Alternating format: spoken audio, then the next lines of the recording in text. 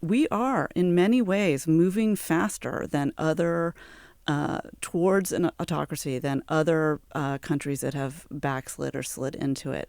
We've seen, a pretty hostile takeover of much of the media in the last 8 or 9 months. We have seen the use of federal troops and powers in cities that go against our, rights and our traditions. So I think the one thing I would just say to people is we cannot just await the midterms and the markets and kind of be depressed and hope things turn out.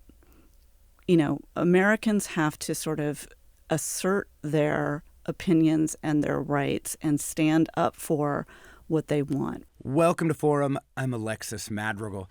Over the last 20 years, Republican-controlled states and their allies in the judiciary have built a new power infrastructure out of the latent potential of statehood.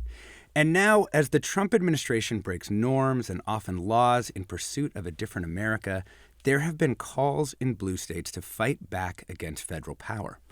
But what should the states do and how? It's not just resisting. Blue states are also building new alliances to take on some of the tasks that traditionally would have been federal responsibilities. In a new essay in Mother Jones, Clara Jeffrey outlines some of the many tactics now at play to throw the state's economic might around. It's a set of maneuvers that could be tantamount to a, quote, soft secession. To talk about what that could mean, we're joined by Clara Jeffrey, editor-in-chief of Mother Jones and the Center for Investigative Reporting. Welcome, Clara. Thanks so much for having me, Alexis. And we're also joined by John Michaels, professor of law at UCLA School of Law and advisor to the Dean on Civic Engagement. Welcome, John. Thanks for having me. So let's just go straight to the name. Soft secession, how do you define that? Well, it's defined sort of as not a violent break of like 1861, but another term for it is non-cooperative federalism. Basically, where states that are aligned in values and purpose team up to either defensively or offensively act in their own best interest to protect their citizens, their values, their programs, their funding. And who is actually arguing for this? Are there people out there, aside from your essay, Mother Jones, saying it's time for soft secession, are there Democratic politicians saying this, or is this more of a kind of whisper network thing? I would say it's more of a essayist, law professor, sort of people who historically have probed this, even before the Trump administration, but also coming to the fore with people just searching around for solutions and also searching around to describe the things that are already happening, like these vaccine compacts, like these moves by blue state AGs to sort of mount a defensive wall against some of the worst Trump administration incursions, certainly around things like immigration raids and trying to roll back the rights of both citizens and, residents. John, our law professor here on the show, I am curious how you see this playing out in the legal community, obviously going back a long time to the very founding, this kind of state versus federal power, an enormous issue in constitutional law and many other things. But things are different now, it feels like. Yeah. So, I think the term secession invites a lot of curiosity, a lot of enthusiasm and aversions. And so the provocative nature of it is a conversation starter. But I think and I don't want to speak for Ms. Jeffrey, but I think we're talking about decentralization.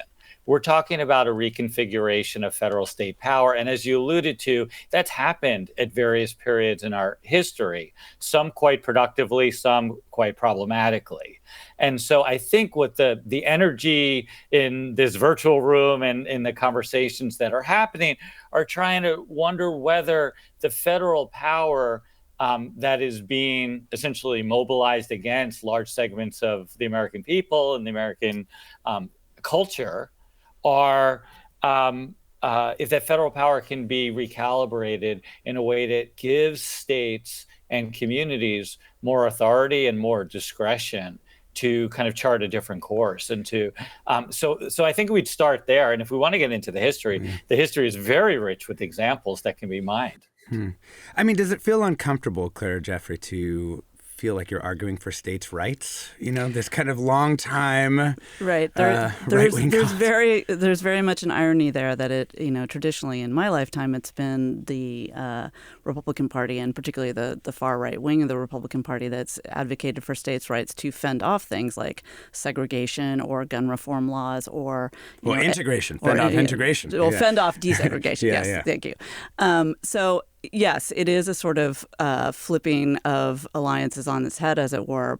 And I think we are, to your earlier point, seeing this play out, more and more in real time at higher levels. I mean, last night, Gavin Newsom basically threatened to walk away from the Governors Association, which has been around for more than 100 years. And J.B. Pritzker kind of did the same. They're like, Greg Abbott, if you're going to send troops into our state over our wishes and in ways that we think are against the law, then we are not going to be aligned with you in this sort of compact of governors anymore. So once you start looking around for signs that there's a grand reconsideration happening, you'll see it everywhere. John, tell us about the kind of legal infrastructure that's in place here. Again, going all the way back, but over the last 20 years, it feels like there has been a new set of decisions and a new kind of set of understandings in red states about how to resist federal government power that now maybe can be put in play for blue states. Yeah, I think it's helpful to frame things that way because it also talks to one of the big challenges, which is resistance and non-compliance is a lot easier when you're not engaged in constructive state building, when you're not that interested in ensuring that your basic institutions are well-funded, well-supported, and are serving the interests of your community. And so obstruction and so withdrawing from things like the Governors Union or withdrawing from various types of, cooperative federalism engagements, including things like healthcare and various forms of disability insurance and whatnot. Stepping away from that is fairly easy. Trying to build an alternate infrastructure of support, such as for our universities, such as, again, for our under-resourced populations, is the challenge and speaks to that asymmetry. So when the states that have been non-compliant in the past, they've been going downhill, as it were, because they're just putting their foot on the brake. We're trying to put our foot on the brake, jump out of the car and run uphill on our own, on our own foot power. And so that's why the infrastructure that has to be built largely anew. And it's not impossible, it's just different. Yeah, I mean, where my mind goes is the pandemic era PACs, right? But those kind of had this kind of flowering early in the pandemic. And then did they actually go anywhere? Did they get the things done that people wanted them to have done?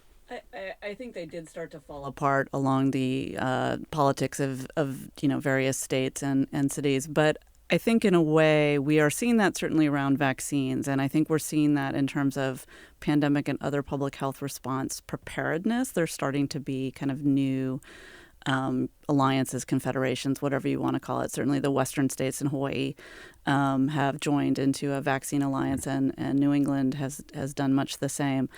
But I want to say that this also goes to a deeper issue of high population states, California in particular. California, has 67 times the population of Wyoming, and the same number of senators. Donald Trump would not be invading blue cities and blue states if there were no electoral college. He would not risk alienating voters in those states, whatever political persuasion they have. There's just too many people. So we are seeing some anti-democratic things that were built into the Constitution become more and more anti-democratic. They were always sort of compromises to appease the slave states, and the sort of unbalanced nature of that has gotten worse and worse over time. So that's a deeper problem that we're seeing come to the fore. Yeah. People may remember over the years, there have been a series of kind of attempts to turn California into more than one state, right? There was the Six Californians ballot initiative in 2013, and then, that kind of got replayed a couple times, but never actually made it forward. What you're suggesting is not this, right? I'm suggesting basically that people are starting to look at all kinds of ways to both take on the onslaught of Trump policies and aggressions that they think are unlawful and unfair, but also that it's combined with this sort of, growing sense over the last few decades that there's just something about the way that the Senate and the Electoral College are set up, particularly in combination, that is undemocratic to large swaths of the country. Yeah. David writes, "This is political pornography for me. I love the idea of California seceding. I would like to hear a practical step-by-step of how this could happen rather than just a pie-in-the-sky discussion." David, we're going to get to some of, not the steps of actually seceding, but some of the steps of building this alternative infrastructure of governance, right, John? I mean, this is what your work is really trying to do right now. Yeah, so we could talk practical policies about what can be done and what needs to be done.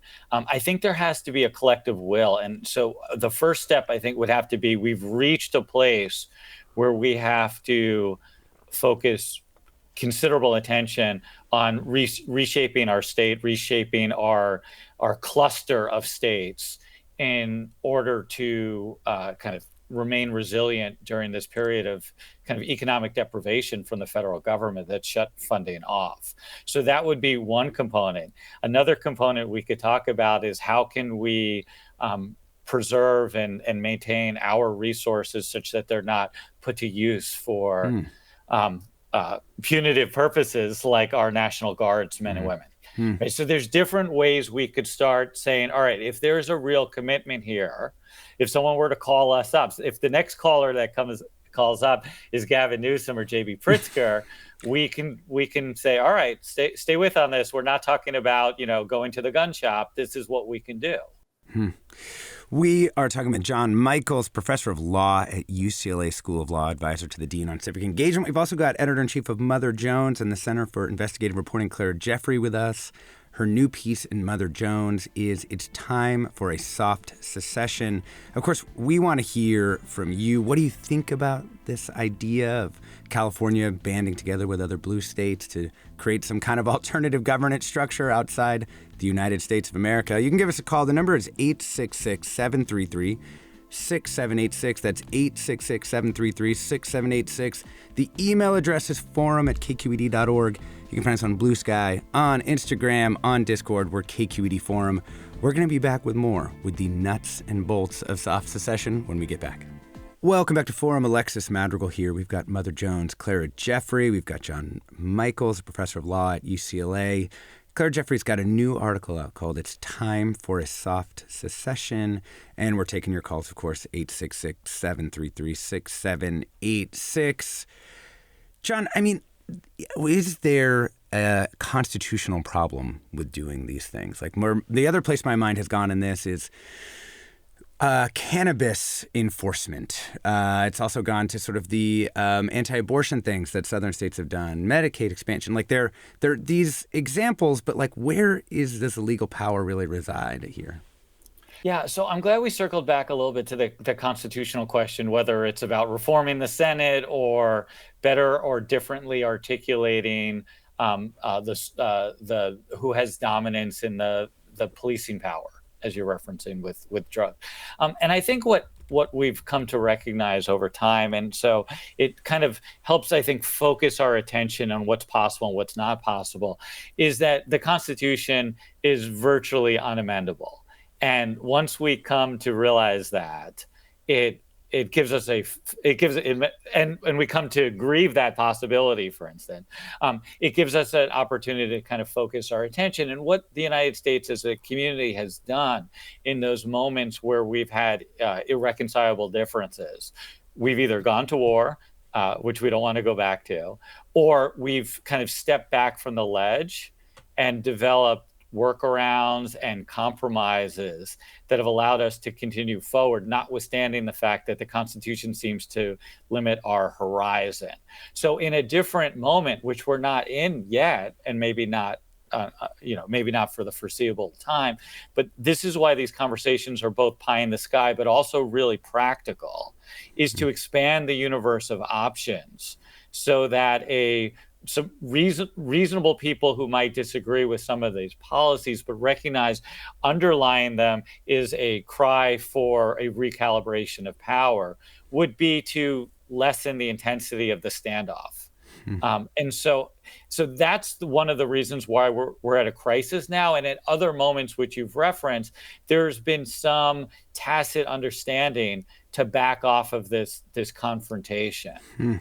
What's again so challenging in this moment is the temperature keeps on rising and the conflict keeps on escalating, and so it's pushing more and more.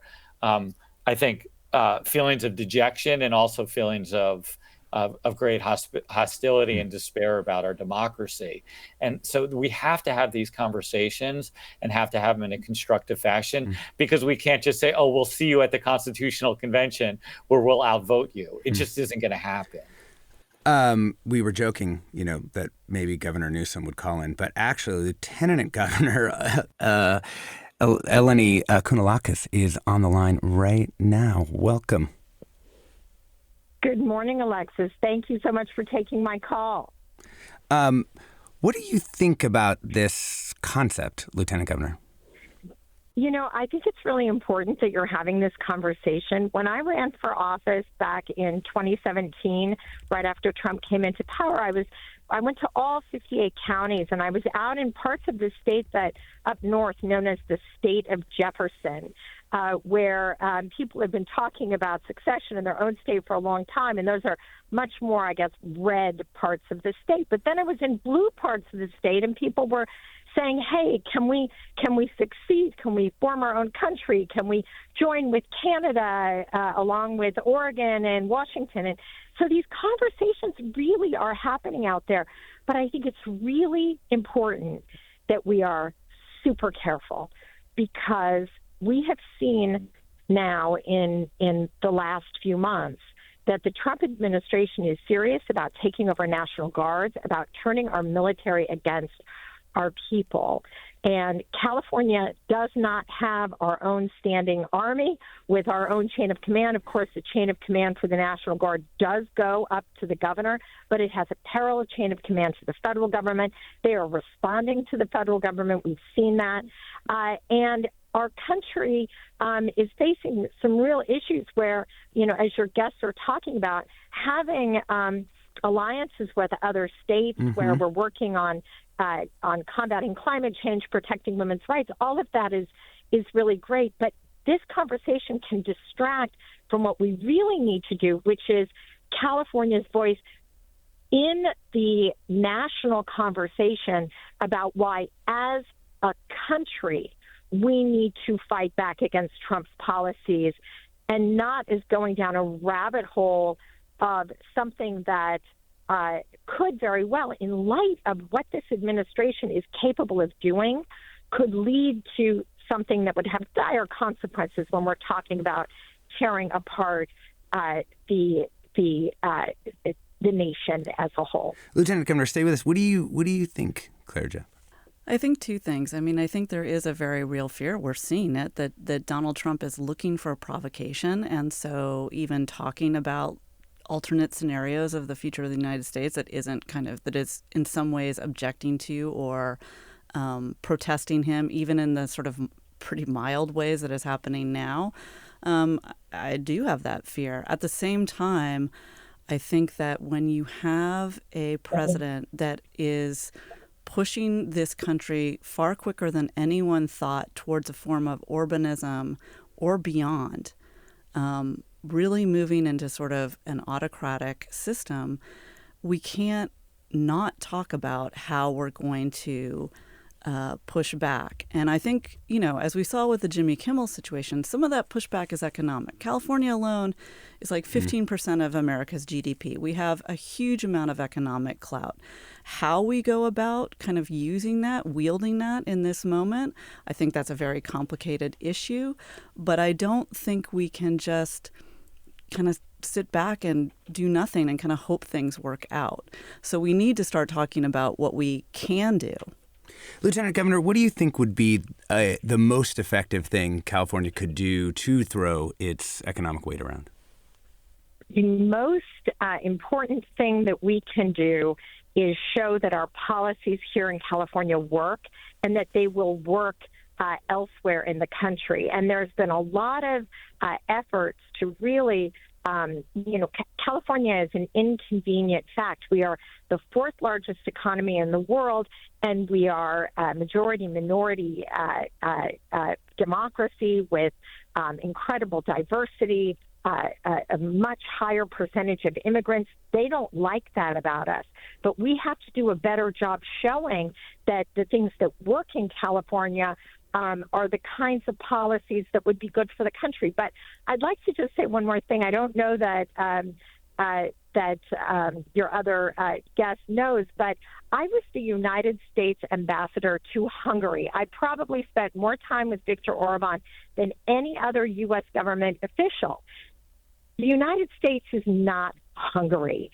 Viktor Orban has a country of 10 million people that does not have a tradition of individualism and democracy that we have in this country. The best thing we can do is remind Americans that this is a system of self-governance. That's what democracy is, that we have a right to demand responsiveness from our leaders, that if they take away our health care, if they make it more expensive, we go to the polls and we fight back. So we have a lot of power within the country to fight back against these efforts of the MAGA Republicans to move toward an autocratic system that are, to me, a much more important way to mobilize than going down a rabbit hole of this idea of secession. Eleni Kounalakis, Lieutenant Governor of California, thank you so much for joining us. Thanks for having me. Yeah, thanks for calling in. John, this is this is an interesting question. I know you want to get in. You can get in. Yeah. Yeah, thank you. So first of all, I really appreciate the input and the responsiveness from the Lieutenant Governor, and I think she makes a lot of really important and valid points. And one thing that I think concerns me about let's recapture the White House, let's recapture the House and the Senate, which could take anywhere between 6 and 10 years to happen, some of those things, given the way the Senate turns over, is that I'm worried what the federal government's going to look like by then. The federal government is being torn apart root and branch. The shutdown is not helping. I was talking to my students about this last week. This is the rare occasion where the president is perfectly happy for a shutdown. It's not a game of chicken with Congress. It's a collusive effort with Congress. Federal employees are being laid off. They're going to find other work, especially the best ones. The infrastructure of government is rapidly being broken, and sometimes eagerly. So I think that the idea that, California is going to put its best foot forward is a true and concerted effort to withstand all this. But it still requires an understanding, I think, with due respect, that California is going to have to shoulder a whole lot more. Mm-hmm. And if California is going to have to shoulder a whole lot more in the absence of a competent federal administration, then there's got to be a lot of creativity and resourcefulness to make that happen. And I don't think that requires, I think that requires effort starting today, not in 18 months or something. But, isn't the big question with many of these things, as Breno, one of our listeners, asked, isn't the big problem federal funding, right? Taxes and the cost of living are already so high here. I don't see how we could pay for things without it. And of course, the federal government can just borrow money in a way that the state of California can't, right? And no state can. So you'd need some sort of vehicle to finance these things, right? Or would it just be states would do it by raising taxes on themselves and funding some of these things that otherwise the federal government would just deficit spend into? Right, which California has not shown itself to be particularly effective or resourceful at raising the revenue that we need, let alone keeping taxes low and affordable and housing affordable and schools at a high quality. So there's a lot that needs to be done. And again, the being a model for the nation, I think one way to do that is to show a type of resourcefulness that is maybe to some extent overdue. And I would say that if you really want to get creative about these things, and there are various ways one could do it. I don't know how much of it is nipping at the margins, but there are one thing that actually the Trump administration has proposed, which I don't think is a terrible idea if it's if it's taken in the right direction, is for funders, particularly public funders, to renegotiate intellectual property with the researchers. So that's something that Howard Lutnick is proposing to do from the Department of Commerce. And it sounds like, well, state control over basic research sounds like a terrible idea. But in a time of fiscal crisis, with the federal government, it's a artificial one. It's a completely manufactured crisis. But like you said, for our state, it's not a manufactured crisis. It's one that's been forced upon us. How can the state pony up a lot more money to cover all the shortfalls, keep our tech, our healthcare, all of our engineering research, of which I get none. So I don't have a direct stake in any of this. I just have a pen and paper when as my resources at UCLA. But for my colleagues, it doesn't feel great to have a lot of control or having to share IP. But maybe the state should keep some more.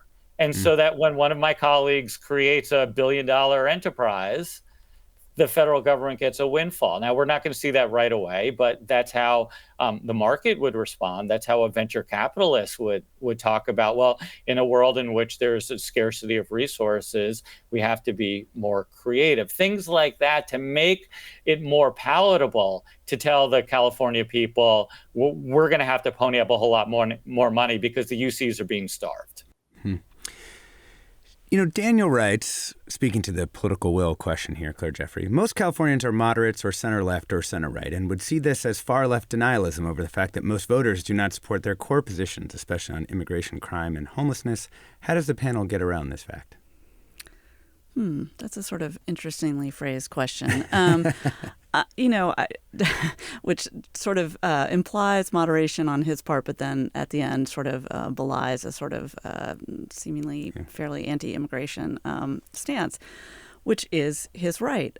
What I would say is that Californians, like Americans, do not like what's happening. Polls are showing they are opposed to the invasion of states. They don't want the National Guard coming in on bogus pretenses to take over cities. They certainly don't want Customs and Border Patrol agents rappelling into an apartment building in Chicago and arresting or detaining everybody. These are things that people do not want. And I just want to go back to what the Lieutenant Governor said. It's true, we are not hungry yet, and we have a different tradition. That said, we are in many ways moving faster than other towards an autocracy than other countries that have backslid or slid into it. We've seen, a pretty hostile takeover of much of the media in the last 8 or 9 months. We have seen the use of federal troops and powers in cities that go against our, rights and our traditions. So I think the one thing I would just say to people is we cannot just await the midterms and the markets and kind of be depressed and hope things turn out. Americans have to sort of assert their opinions and their rights and stand up for what they want, which is, I think across most of the political spectrum is rule of law. You don't get to shove people into a van and ship them off to God knows where and send them to El Salvador. That people get hearings, that we don't have federal law enforcement officers and our highest officials blatantly lying to Congress, to the American people all the time. The Department of Justice has been so weaponized, not just against, the quote unquote enemies of Donald Trump, but against the American people. And we have to be clear-eyed about what is happening. However we push back or resist or reconfigure ourselves, denial is not the answer. Denial is not going to make this sort of go away. It's not a nightmare that we just wake up from. John Michaels, what do you think? Like, if people academics have built out these sort of scales for trying to measure democratic backsliding or slide into authoritarianism and these sorts of things, like, do you agree that we're moving faster than some of these other states that have done the same thing? I think it's a good question. I'm surprised at how quickly we're backsliding. I've been caught off guard by the ease with which it's been effectuated. I think our country is different in a lot of ways. I don't think that the numbers per se, the population size per se, makes things complicated. I think we have a more tribal sense of ourselves. We're not as homogenous as a country like Hungary. And I think that both buffers us, but also creates dynamics for the state to leverage the underlying tribalism of the country to achieve more quickly through non-statist means, essentially weaponizing red versus blue America or white versus multiracial America. To circle back though to the last commenter, let's actually hold the last commenter just for a second, because we're talking about options for blue state leaders to push back on President Trump's agenda. We're joined by John Michaels, professor of law at the UCLA School of Law, and Claire Jeffrey, editor-in-chief of Mother Jones and the Center for Investigative Reporting. Her new piece in Mother Jones is "It's Time for a Soft Secession." We want to hear from you, of course. What do you think California and other blue states should do in response to the Trump administration's actions here in our state? The number is 866-733-6786. The email is forum@kqed.org. I'm Alexis Madrigal. Stay tuned. Welcome back to Forum. Alexis Madrigal here. We're talking about options for blue state leaders to push back on President Trump's agenda, reconfigure power within some other apparatus aside from states and the federal government. We are joined by Claire Jeffrey, editor-in-chief of Mother Jones and the Center for Investigative Reporting, as well as John Michaels, professor of law at UCLA School of Law. John, you were just saying you wanted to come back to a previous commenter who I think had been talking about the sort of politics of California. Yeah, and just thanks for that. And just for the notion that this is has a far left valence. Again, I kind of took notes while we were talking, while we were responding to that question.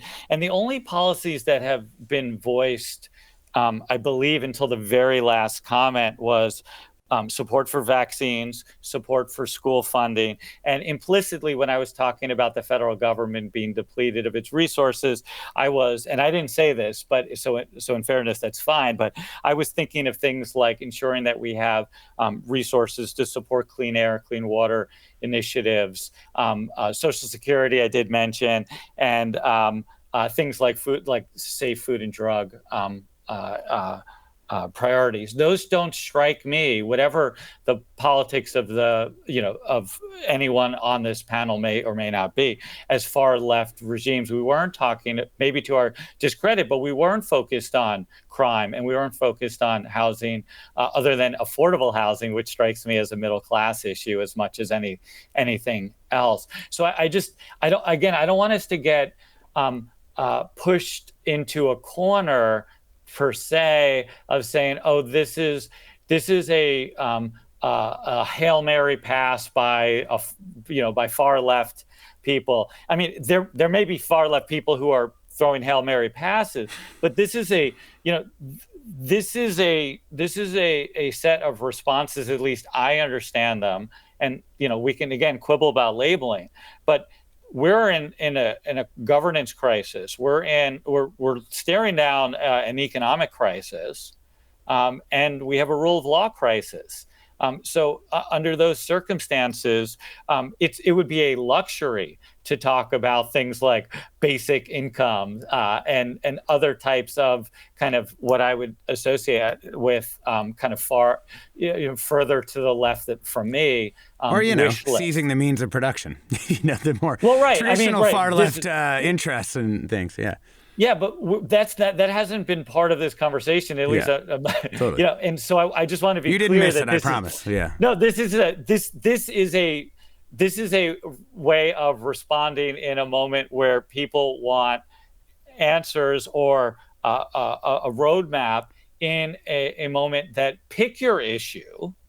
That is how has your life been adversely affected? And again, I want to go back to what Ms. Jeffrey said, and she didn't say this explicitly, but there's a lot of people who may not be super enthusiastic about extensive immigration who are still absolutely horrified by the way in which immigration enforcement is being carried out in our communities. So there's a huge gap between what we think about on paper and what we're seeing practiced in the street that I think is a harbinger for a shuffling of those kind of political labels, if nothing else. I think in some ways the central question of this moment is how do we stick up for ourselves and our neighbors?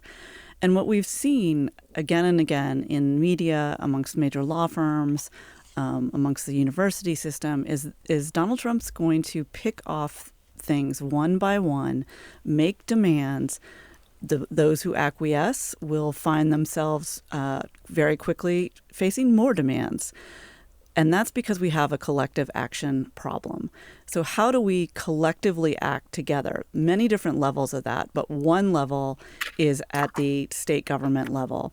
And whether that's between governors, whether that's between departments of health, attorneys general, which the attorney generals came in prepared.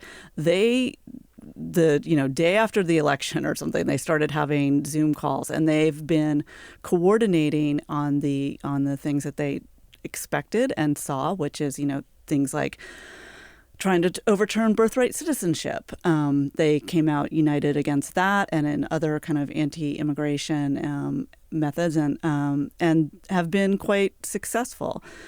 So I think it really, again, is on every level, state government only being one of them. How do we band together and stick up for what we believe America is or should be? Let's bring in caller George in Sacramento. Welcome, George. Hi, Alexis. Thanks for taking my call. My idea seems probably a little radical, but I think just maybe give them what they want and get rid of the federal income tax, and we'll keep all that excess dollars we send out to those red states in our own state, and we'll be fine.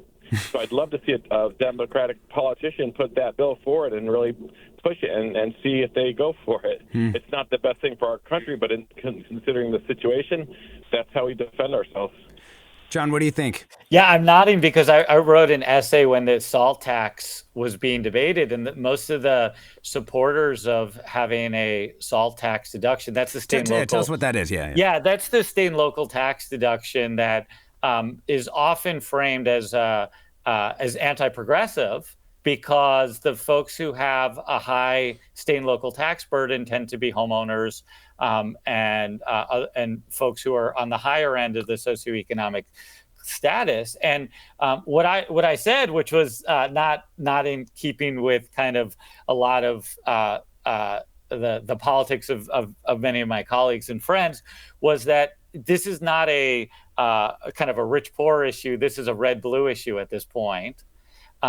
Because when you have every dollar that is kept within the state of California, one, it's depriving the federal government of all the resources it has to essentially, bring about politicized prosecutions of Democratic officials and everything else. But it also creates a bigger incentive for California politicians to provide greater programming, because we know a lot of us will get a quarter or a third back on the enterprise. So if you don't have a SALT deduction, then the incentives are to be like Texas and Florida, and those states have pretty weak welfare systems. Listener Bradley writes in to say, regarding congressionally approved funding for California that has been withheld by Trump, could the governor direct taxpayers, including employers, to remit federal taxes owed to a state escrow account rather than the federal government? The escrow would be settled once the multiple lawsuits over withheld federal funding that are pending in the federal court system got settled. I'm going to kick that to the law professor. Yeah, that's what me too. It's an easy one. No, okay.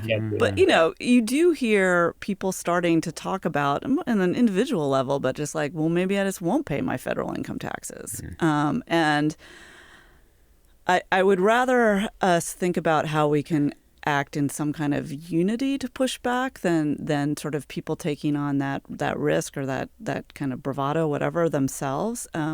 But to the caller's point, yes, California pays more into the federal government than our citizens get back in any kind of government benefits.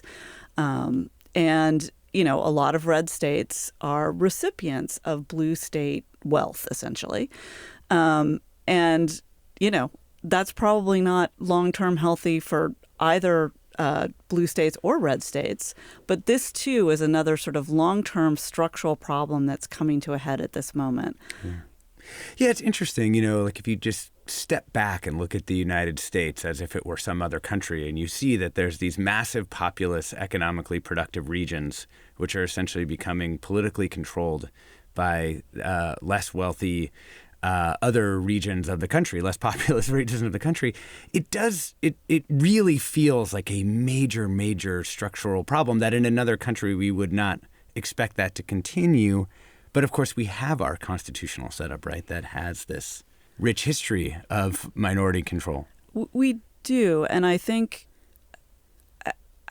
we were all brought up to sort of revere the Constitution and the process, even once more and more Americans became very aware of how flawed the men themselves who helped write it were personally, that we believed in this system of checks and balances and that would all work out. Well, what are we seeing now? Congress, the Republican-controlled Congress, is abrogating its responsibility completely. These tariffs are not legal, but Congress is just sort of like, meh.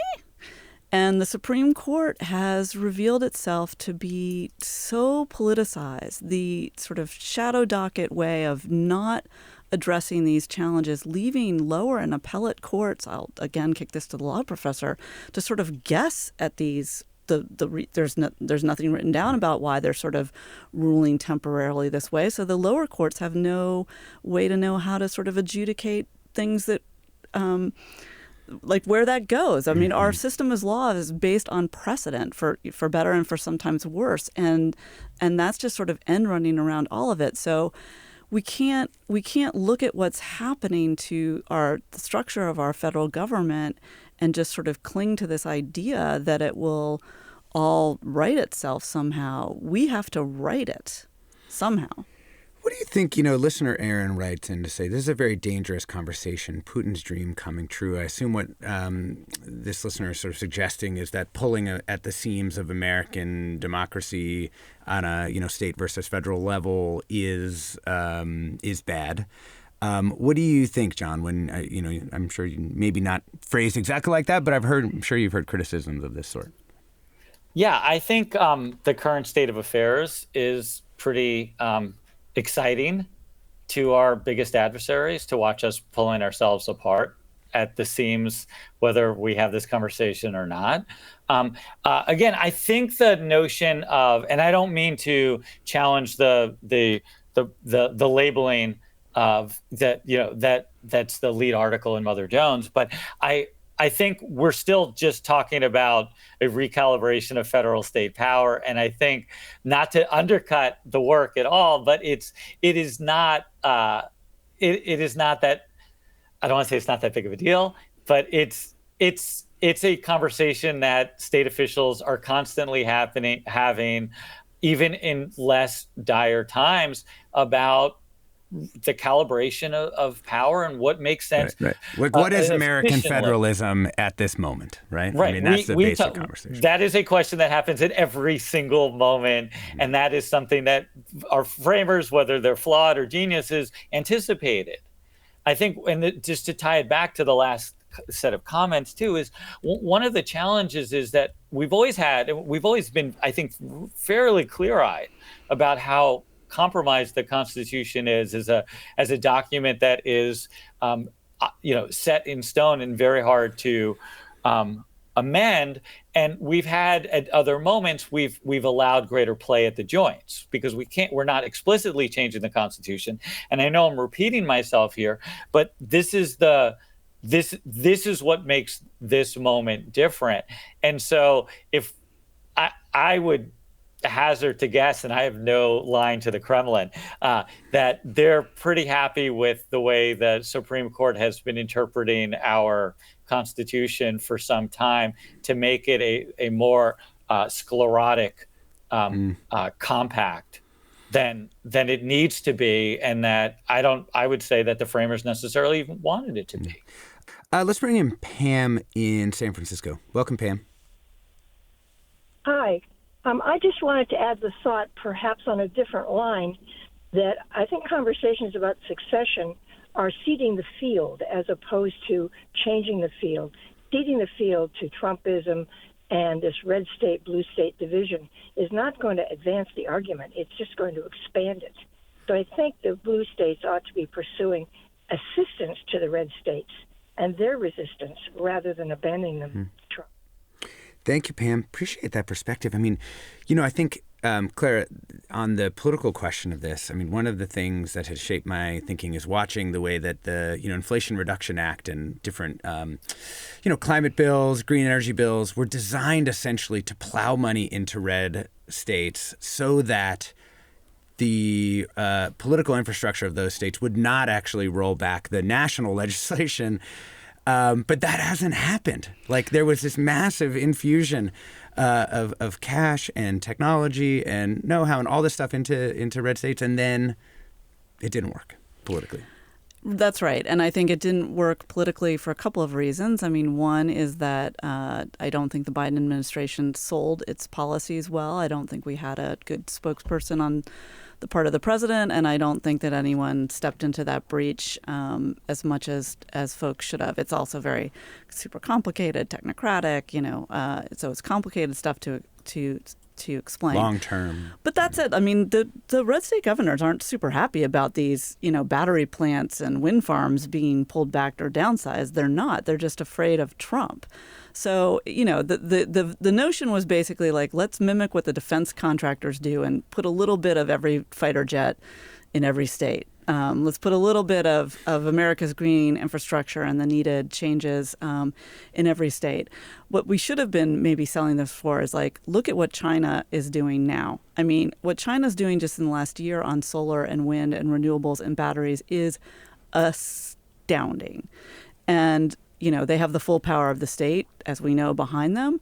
But it's also that we are seeding technological research ground on this front and on every front. I mean, the destruction of our biomedical research is just flabbergasting. Who does this help? Don't we want to cure childhood cancer? What are we doing? It just doesn't make any sense, really, except there's a sort of loathing for like higher education and sort of that form of elites. But it's like, in the end, aren't we trying to fix childhood cancer? Aren't we trying to fix Alzheimer's? Isn't this what we want? Don't we want cleaner rivers and cleaner skies and cars that can charge and go for 1,000 miles and don't burn coal and gas and oil? I mean, it's sort of nonsensical. So how do you push back against that? I mean, I think that's another way in which the states can coordinate better, cooperate better, just prioritize more, to the lieutenant governor's point. But those things take time. California in particular has not been super good about prioritizing housing. Definitely needs to do more of that now, but how long will it take until people see the effects? We can't wait until people feel that impact of being more bountiful housing. Right. Last few listener comments here. Listener over on the Discord writes, the question is how to get the 60% of apathetic Americans and Californians to care That would help. Julia writes, at last I feel strangely comforted that these truths, as outrageous and foreign as they seem, are being spoken and addressed openly. A couple of other things. One listener on Blue Sky writes, how do we push back or even think of soft secession when we have a very weak Democratic Party? That's our only other choice, and it's not a good one. Mimi writes, without immigration, California's population is shrinking and large businesses are fleeing because the state is unaffordable. Get real. How is it plausible for California to self-function? The state operates with a major structural deficit, is a major exporter of tax dollars to the federal government, and already has nearly the highest state tax rates in the United States. Where would the money come from for California to replace the functions defunded by the Trump administration?